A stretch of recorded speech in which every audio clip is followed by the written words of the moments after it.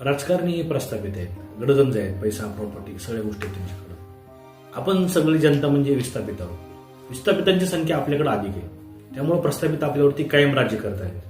आजच्या राजकारण्यांचे आजोबा राजकारणात आपण त्यांना निवडून देत आलो, त्यांची मुलं आली निवडून देत आलो, त्यांची नातू आली आजही आपण त्यांना निवडून देत आलो.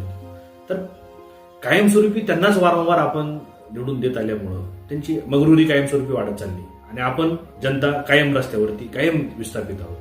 तर जर आपल्याला खऱ्या अर्थानं विस्थापितांना न्याय द्यायचा असेल तर विस्थापितांमधीलच एखाद्या तरुणांनी पुढे आलं पाहिजे. पुढे येऊन त्यांनी बदलासाठी प्रयत्न केला पाहिजे. जोपर्यंत विस्थापित एकत्र येणार नाहीत तोपर्यंत प्रस्थापितांची सत्ता, त्यांचा अन्याय आपल्यावर कधीच कमी होऊ शकत नाही. त्यांच्या पिढ्या कायम राजकारणात पुढे येत राहणार आणि त्यांची आयुष्यभर पिढ्यानपिढ्या आपल्या विस्थापितांना, मी, माझी मुलं, माझी नातवंड, त्यांना कायम त्यांची गुलामी करत राहावी.